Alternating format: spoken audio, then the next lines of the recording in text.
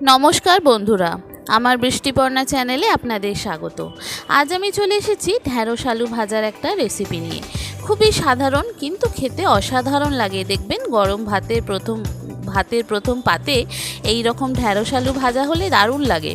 তো তার জন্য আমি মাঝারি সাইজে দুটো আলু কেটে নিয়েছি অর্ধেকটা পেঁয়াজ, আর ঢ্যাঁড়সগুলোকে ভালো করে ধুয়ে পরিষ্কার করে এই রকম ছোট ছোট গোল গোল করে কেটে নিয়েছি। এটা দিয়েই করব আমি আজকে ঢ্যাঁড়স আলু ভাজা। এত সুন্দর খেতে হয়, আগে না খেয়ে থাকলে এইভাবে একবার ট্রাই করতে পারেন বন্ধুরা। প্রথমে ঢ্যাঁড়স আর আলুতে নুন আর হলুদ মাখিয়ে ভালো করে মেখে নেব। নুন আর হলুদ দিয়ে ভালো করে মেখে নেব। নুন আর হলুদ দিয়ে ভালো করে মেখে নিলে কি হয়, নুনটা ঢ্যাঁড়স আর আলুর মধ্যে চলে যায় আর ভাজাটা কিন্তু ভালো হয়, মচমচ করে। এবার ফ্রাইং প্যানে তেল দিয়ে প্রথমে ঢ্যাঁড়সগুলো দিয়ে ঢাকা দিয়ে দেব। ঢাকা দিয়ে ভালো করে ভাজতে ভাজতে দেখবেন ঢ্যাঁড়সটা খুব ভালো করে ভাজাও হয়ে যাচ্ছে আর মচমচও করছে। বন্ধুরা, রেসিপিটি যদি ভালো লাগে তাহলে আমার চ্যানেল বৃষ্টিপর্ণাকে অবশ্যই সাবস্ক্রাইব ও ফলো করে দেবেন, আর পাশে থাকার বেল আইকনটি অবশ্যই অন করে দেবেন। তাহলে যখনই আমি ভিডিও আপলোড করব আপনাদের কাছে নোটিফিকেশান চলে আসবে ভিডিও আপলোডের।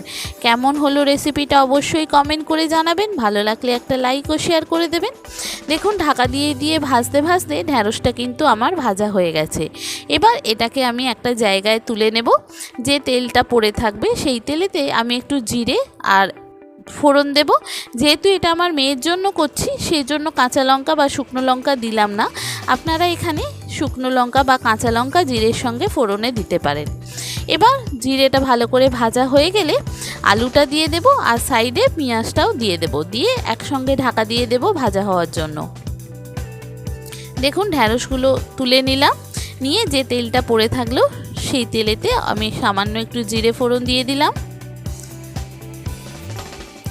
জিরেটা ভালো করে ভাজা হয়ে গেলে, তেল অল্প হয়ে গিয়েছিল তাই একটু তেলের প্রয়োজন পড়লো, তেল একটু দিলাম। দিয়ে এবারে এখানে আলুটাও দিয়ে দেবো এক সাইডে, আর এক সাইডে পেঁয়াজটা যেটা অর্ধেকটা কেটে রেখেছিলাম সেই পেঁয়াজটাও দিয়ে দেব। দিয়ে এটা ঢাকা দিয়ে দেব। এটা ঢাকা দিয়ে দিলে এটা কিন্তু আস্তে আস্তে মজে ভাজা হয়ে যাবে আর এটা সেদ্ধও হয়ে যাবে আর কিন্তু মোচমোচ করবে। এইভাবে একবার করতে পারেন। যারা পুরানো রাঁধুনি তারা হয়তো এইভাবেই করেন, কিন্তু যারা নতুন রাঁধুনি তারা এইভাবে করতে পারেন। অনেক সময় অনেক রকমভাবেই আলুর সঙ্গে ভাজা হয়, কিন্তু ঢ্যাঁড়স ভাজাটা এত সুন্দর আলুর সঙ্গে খেতে লাগে, আগে না খেয়ে থাকলে এইভাবে ট্রাই করতে পারেন। আমার মেয়ের তো খুব পছন্দের, আর এটা আমি আমার জায়ের থেকে শিখেছি। প্রথম আমি আলু ভাজার সঙ্গে অনেক কিছু খেয়েছি, কিন্তু এরকম ঢ্যাঁড়স ভাজা কখনো খাইনি। তো আমার যা একদিন এই রকমভাবে আমাকে ঢ্যাঁড়স আলু ভাজা খাইয়েছিল, তো এত সুন্দর খেতে হয়েছিল। তো সেটা দেখেই আমি এইভাবে ঢ্যাঁড়স আলু ভাজাটা করেছি। খুব সুন্দর খেতে হয়েছে।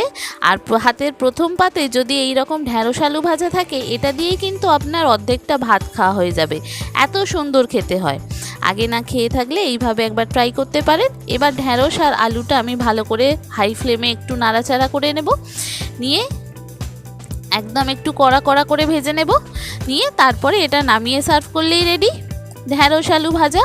যে সমস্ত নতুন বন্ধুরা আমার ভিডিওটি দেখছেন অথচ আমার চ্যানেল বৃষ্টিপর্ণাকে সাবস্ক্রাইব ও ফলো করেননি, তাদেরকে অনুরোধ করব আমার চ্যানেলকে সাবস্ক্রাইব ও ফলো করে দেওয়ার জন্য। তাহলে ভিডিও আপলোডের সাথে সাথেই আপনাদের কাছে নোটিফিকেশান চলে আসবে ভিডিও আপলোডের। কেমন হলো রেসিপিটা অবশ্যই কমেন্ট করে জানাবেন, কিন্তু ভালো লাগলে একটা লাইক ও শেয়ার করে দেবেন। দেখেছেন কি সুন্দর দেখতে হয়েছে, খেতেও কিন্তু দুর্দান্ত স্বাদের হয়। শুধু আমি এখানে লঙ্কা ফোড়নটা দিলাম না, আপনারা এখানে শুকনো লঙ্কা বা কাঁচা লঙ্কা যেটা খেতে চান সেইটা ফোড়ন দেবেন। এইটা আমার মেয়ে খেতে খুব ভালোবাসে ঢ্যাঁড়স আলু ভাজা। কেমন হলো অবশ্যই কমেন্ট করে জানাবেন। ভালো লাগলে একটা লাইক ও শেয়ার করে দেবেন। থ্যাংক ইউ বন্ধুরা।